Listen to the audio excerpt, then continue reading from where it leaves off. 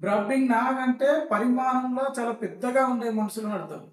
ఈ 'గెలీవర్ ట్రావెల్స్' అనే రచనలో, ఈ నవలలో గలీవర్ అనేటటువంటి వ్యక్తి ఫస్ట్ లిల్లీ ఫుట్‌లో ఉన్నటువంటి వ్యక్తులను చూస్తే చిన్నగుంటారు. ఆ తర్వాత పోయినటువంటి ఇంకో ప్రదేశము బ్రాబ్డింగ్ నాగ్. ఆ బ్రాబ్డింగ్ నాగ్‌లో పోతే ఈయన చిన్నగా కనిపిస్తాడు. ఎందుకంటే ఈయన కంటే ఎన్నో రెట్లు 10 రెట్లు, 12 రెట్లు పెద్దగా ఉన్నటువంటి వ్యక్తులు అక్కడ కనిపిస్తారు. అంటే పొట్టేల్ని పొడుగోడు కొడితే పొడుగోని పోషం కొట్టిందనట్లా. ఆయన ఫస్ట్ సారి పోయిన లిల్లీ ఫుట్‌లోనేమో ఈయన కంటే చాలా చిన్న వ్యక్తులు కనిపించిర్రు. ఈయన సెకండ్‌లో పోయినటువంటి ప్లేస్‌లోనేమో ఈయన కంటే చాలా రెట్లు పెద్ద వ్యక్తులు కనిపించిర్రు. 'గలీవర్ ట్రావెల్స్' అనేటటువంటి ఒక రచనలో గలీవర్ అనేటటువంటి వ్యక్తికి లిల్లీ ఫుట్ వే అనేటటువంటి ద్వీపం పోయినప్పుడు అక్కడంత చిన్నగా ఉండేటటువంటి మనుషులు కనిపిస్తారు. బ్రాబ్డింగ్ నాగ్ అనేటటువంటి ప్లేస్‌కి పోయినప్పుడు అక్కడ పేదగా ఉండేటటువంటి వ్యక్తులు కనిపిస్తారు. చిన్నగా ఉన్న వ్యక్తులు కనిపించిర్రా అని చెప్పేసి వాళ్ళ మీద అహంకారము, ఆధిపత్యము చెలాయించకుండా వాళ్ళని గౌరవించిండు. పెద్ద ప్లేస్ అయినటువంటి బ్రాబ్డింగ్ నాగ్ దగ్గరికి పోయినప్పుడు కూడా న్యూనతా భావంతోటి నన్నేమో చేస్తారనేటువంటి భయంతోటి ఉండకుండా వాళ్ళని కూడా గౌరవించిండు.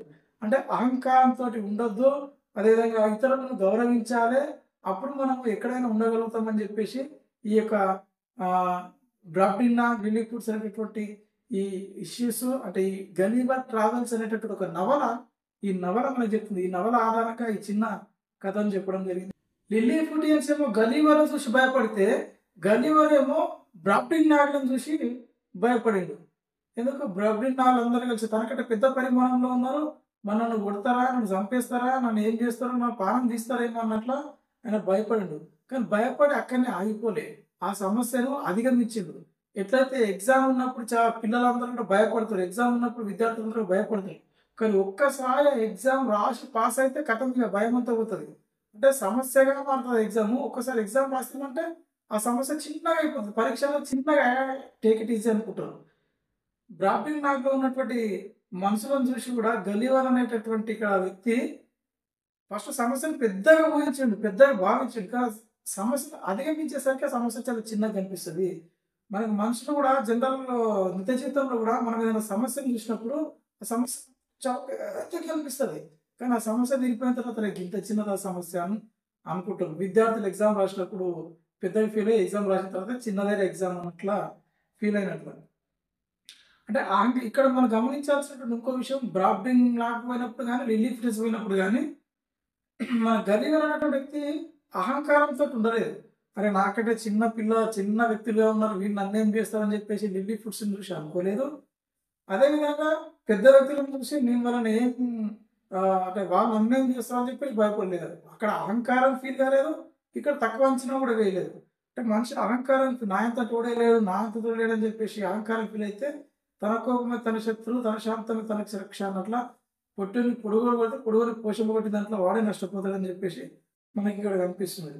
ఈ లిల్లీ ఫిడెన్స్ అనేటటువంటి వ్యక్తులు బ్రాబ్డింగ్ నాగ్‌ను చిన్న చిన్న దారాలతోటి ఏసి బంధించినప్పుడు నేను మీకు ఏ విధమైన హాని తలపెట్టను.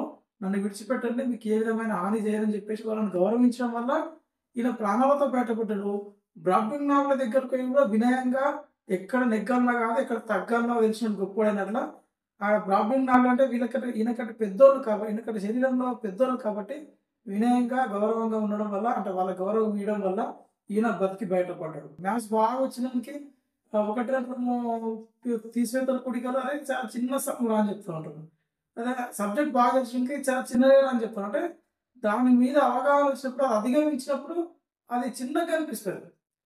కుటుంబంలో గూడా మనుమలు, మనమరాళ్ళు ఏదైనా సమస్యతోటి ఇబ్బంది పడుతున్నప్పుడు వాళ్ళ తాతలు, తండ్రులు వచ్చి చెప్తారు. "ఇది చాలా చిన్న సమస్యరా ఏం టెన్షన్ కాకండి." ఎందుకంటే వాళ్ళు ఎక్స్‌పీరియన్స్‌డ్ కాబట్టి. అంటే సమస్యను అధిగమించాలే. అది చాలా చిన్నగా అయిపోతది. అధిగమించకపోతే అది చాలా పెద్దగా కనిపిస్తది అని చెప్పేసి మనకు అర్థమవుతుంది. ఎట్లయితే బ్రాబ్డింగ్‌నా, లిల్లీ ఫుడ్స్ అనేటటువంటి సిట్యుయేషన్‌లో భాగంగా. ఈ కంటెంట్ కొత్తగా ఉన్నట్లయితే షేర్ జేసి, లైక్ జేసి, కామెంట్ జేసి, సబ్స్క్రైబ్ జేసుకోవాల్సిందిగా కోరుతున్నాను.